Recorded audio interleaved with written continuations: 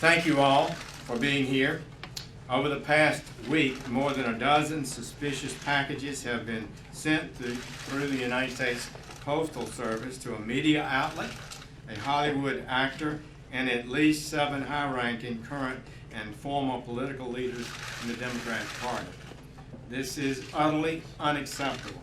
Political violence or the threat of violence is antithetical to our vigorous system of self-government. It is a threat to that respect for law and process that allows our people to accept legislation, elections, court rulings with which they do not agree. This is the central feature of our system of government. You advocate for your beliefs enthusiastically, but we peaceably and lawfully comply with the results. Please know that from the beginning, this investigative team has made this matter a top priority, focusing their great talents and expertise on neutralizing this threat. They have moved swiftly and professionally, using extraordinary technical expertise to apprehend the one alleged responsible. This is a demonstration of the skill, capability, and determination of our American law enforcement, the best in the world. So I am pleased to participate in this announcement that a suspect is in the custody of the FBI. I want to remind everyone that the defendant in this case, as in every case, is innocent until proven guilty. He has been charged today with 5 federal crimes, including interstate transportation of an explosive, illegal mailing of explosives, threats against former presidents and certain other persons, threatening interstate communications, and assaulting current and former federal officers. For these charges, the defendant faces up to 58 years in prison. These charges may change or expand as the investigation proceeds. This is a law and order administration. We will not tolerate such lawlessness, especially not political violence. And so I want to thank FBI Director Wray and his team, all of our law enforcement partners who are here, ATF, Secret Service, Postal Inspectors, Capitol Police, and New York City Police Department, and the United States Attorney Berman of the Southern District of New York, and U.S. Attorney for the Southern District of Alabama, Ariana Orsham. Federal, state, and local law enforcement officers from across this country responded immediately to the cause and contributed to this effort. We are proud of each one of them. I want to reiterate the defendant in this case is innocent until proven guilty. But let this be a lesson to anyone, regardless of their political beliefs, that we will bring the full force of law against anyone who attempts to use threats, intimidation, and outright violence to further an agenda. We will find you, we will prosecute you to the fullest extent of the law. And now Director Wray, who's done an incredible job leading this effort over the last few days, he will give us the details of today's important arrest. Chris?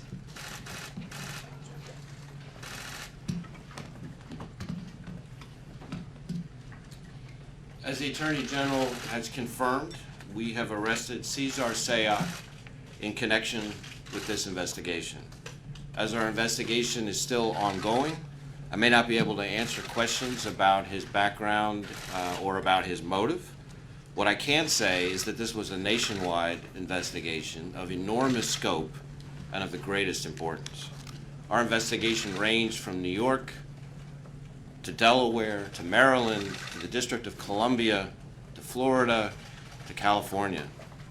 And as it always does, the FBI responded with every resource we've got, including our Joint Terrorism Task Forces, our Counterterrorism Division, and our world-renowned experts at the FBI lab in Quantico. But and I really can't underscore this enough, we did not act alone, as you can see from the agencies and departments represented up here today. A threat of this scope and of this magnitude requires all of us working shoulder to shoulder. And today's arrest is a testament to the strength of our partnerships and what we can do when we all work together. I want to acknowledge the many partners who helped in recovering and transporting these IEDs to our lab in Quantico. This is dangerous and highly skilled, specialized work that requires great care, and we're incredibly grateful to all those who helped us in that effort in getting those devices to our lab from around the country.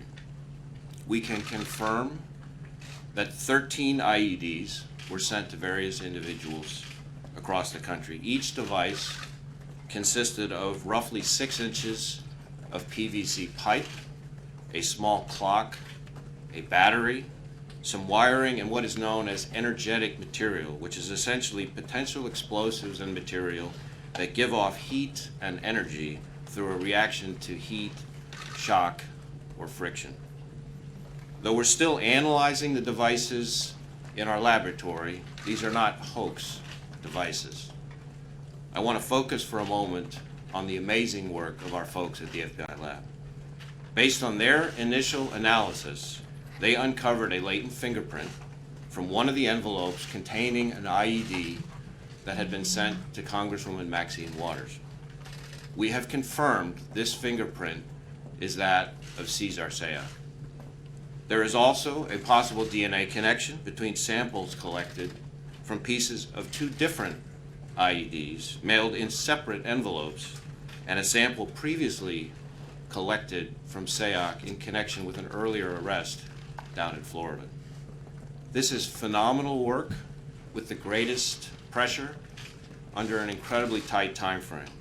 We see unbelievable work like this on TV and in Hollywood, but to see it up close in reality is something to behold.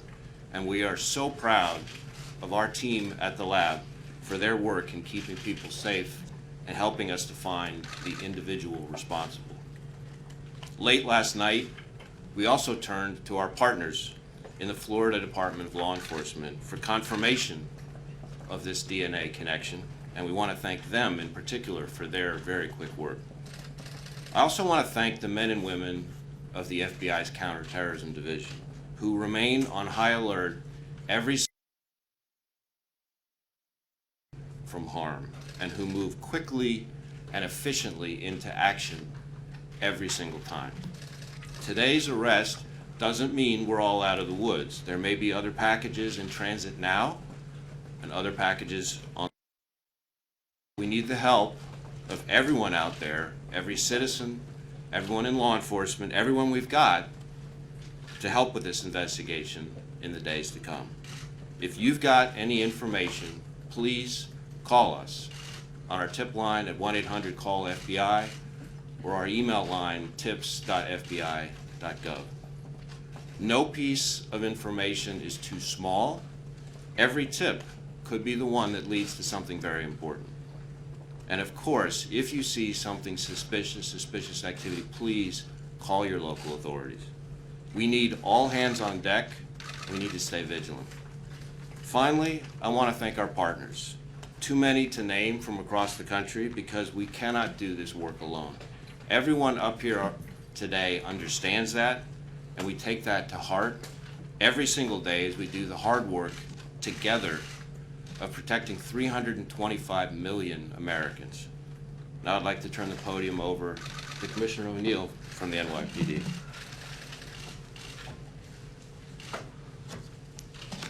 Thanks, Chris. Good afternoon, everyone. Quite frankly, all the people in New York City, I want to commend and thank all of our local, state, and federal law enforcement partners in this effort, including the Attorney General's Office and the U.S. Attorney's Office for the Southern District of New York. Our NYPD detectives, along with FBI and ATF agents, postal inspectors, New York State Police, and many others, they are one team on our Joint Terrorist Task Force. The JTTF in New York was the first of its kind in the nation. It's been in business since 1980. Today there are 300 investigators from 56 agencies. 113 of them are New York City cops. When it comes to terrorism in New York City, the NYPD doesn't do anything without the FBI, and the FBI doesn't do anything without the NYPD. That's a partnership that was forged in fire. In my 36 years in policing, our relationship has never been stronger. This case told that story again. New York City cops were side by side with FBI agents and many other agencies in Florida this morning. Together, they brought justice, as they always do. The wide experience of our agencies, coupled with the individual expertise of the members of the NYPD Bomb Squad, our highly trained Emergency Service Unit, our Intel Bureau, our Counterterrorism Bureau, our patrol cops, who were the first to respond to CNN, all helped lead to today's arrest. I couldn't be more proud of the work each of them did in this case and the work they do every day. We said from the outset that we would identify and arrest the person or people responsible for these acts. We can make that promise because of the confidence we have in our ability to investigate in a deliberate and precise manner. Today's arrest means that New Yorkers and indeed people across our nation are safe, but as Director Ray said, there might be more packages out there, so everyone still needs to take caution. And if you see something out there, call 911, and in New York City we have a number also, 1-888-NYC-SAFE. I want to thank the members of the public who contacted authorities with information during this investigation. New Yorkers don't back down, they step up every single time. We've been through things like this before, and much worse. I'm never surprised by the unmatched resiliency our city always displays. Thank you also to the media for broadcasting the photos the NYPD released, because it certainly helped workers around our city identify additional packages and help move forward with this investigation. Thank you. Good afternoon. I'm Jeff Berman, United States Attorney for the Southern District of New York. 5 days ago, on October 22nd, law enforcement recovered the first device from a residence of George Soros. Over the last 5 days, as more packages were found across the country, delivered to former presidents, federal officials, and public figures, our law enforcement community, federal, state, and local, has worked day and night together with other prosecutors from my office to identify and apprehend the perpetrator that has now happened. Today, my office has filed a complaint against Cesar Sayoc, charging him with multiple federal crimes for his insidious conduct. Specifically, the defendant is charged in 5 counts that include illegally mailing and interstate transportation of explosives and threatening a former president of the United States. As alleged in the complaint, the defendant mailed destructive devices to citizens of this country who currently hold or have held our highest public offices: President Barack Obama, former Secretary of State Hillary Clinton, former Vice President Joe Biden, former Attorney General Eric Holder, Congressperson Maxine Waters, U.S. Senator Cory Booker, former CIA Director John Brennan, and former Director of National Intelligence James Clapper. The defendant's conduct as charged is cowardly and reprehensible and totally anathema to our democracy. And now the defendant faces a potential total of 58 years in prison. This is an ongoing and active investigation. We will not rest until these crimes are fully investigated and the defendant or defendants are brought to justice. I want to take a moment to thank our partners, the Joint Terrorism Task Force, the FBI, the NYPD, U.S. Postal Inspection Service, New York State Police, the ATF, the hardworking career prosecutors and investigators in the Terrorism Unit of the Southern District of New York, and I would also like to thank the extraordinary cooperation we received from the Southern District of Florida. Thank you. Good afternoon. My name is Gary Barksdale, Deputy Chief, United States Postal Inspection Service. First off, like many of my colleagues, I'd like to thank all of our federal partners who participated in this nationwide investigation: the FBI, ATF, Secret Service, New York Police Department, and the many state and local law enforcement agencies who provided valuable assistance. Truly, I can say this is the way law enforcement is supposed to work. This was a massive investigation. It was a collaborative effort and was well coordinated, with each agency bringing a special expertise to the table. But I would also like to recognize the many postal employees who we think of as our eyes and ears. We appreciate the diligence and awareness. In fact, it was a postal employee this morning that alerted us to one of these suspicious parcels. We in the Postal Inspection Service have a great deal of expertise in responding to and investigating suspicious mail. postal inspectors are trained to respond and investigate dangerous mail items in the mail. These dangerous mail investigation specialists are highly proficient in the use of state-of-the-art equipment. Fortunately, in this case, none of the devices detonated and there was no injuries. However, postal inspectors will remain vigilant and monitor postal facilities to determine whether there are additional mailings that have not yet been discovered. We will continue to work with our law enforcement partners to ensure the safety of the mail, our postal employees, our customers, and the American public.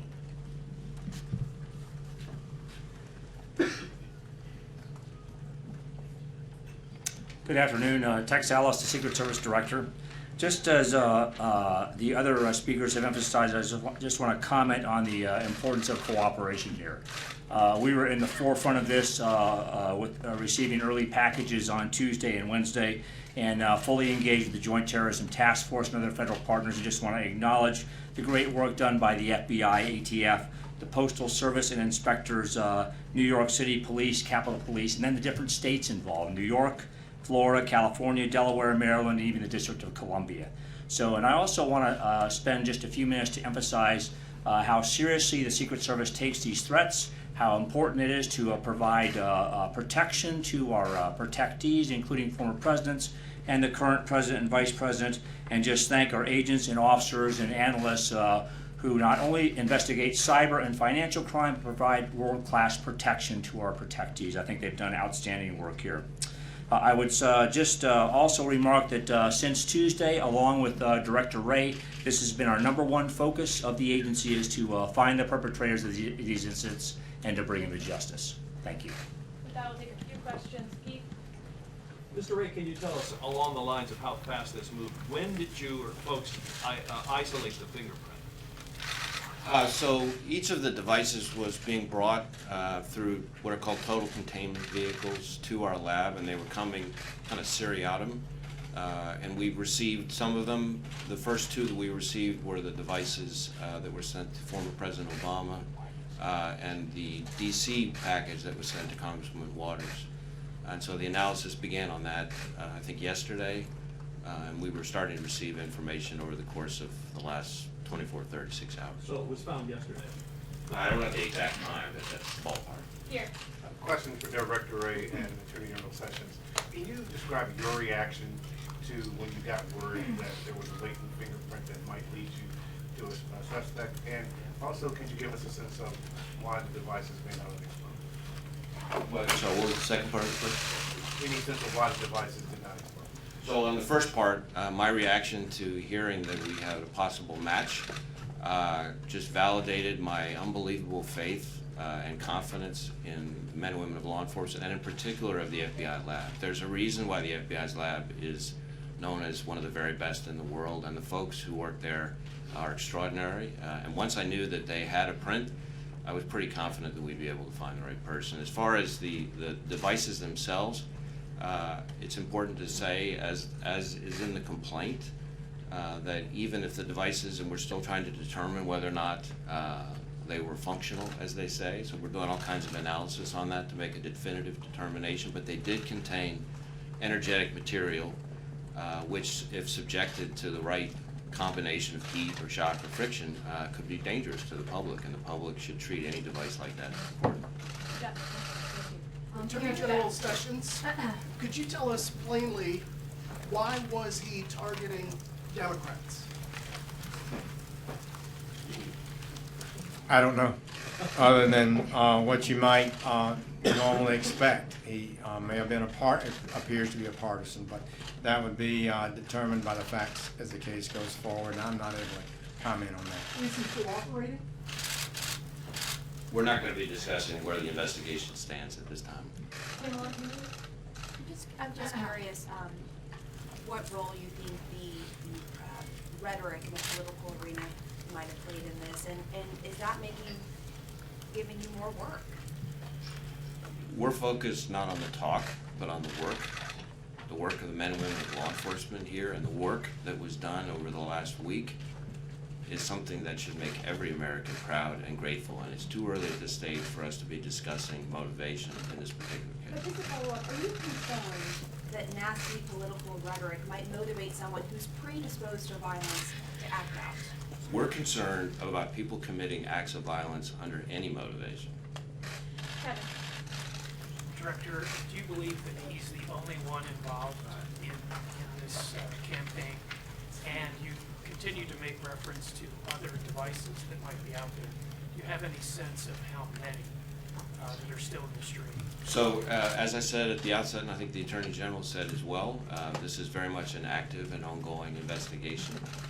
We do believe that we've caught the right guy, but we also know that this is an ongoing investigation and there's a lot of work still to be done, which means there's still plenty of unanswered questions. We'll do last question with Sarah. Was that my question? Your question. Yeah, that was my question. Okay.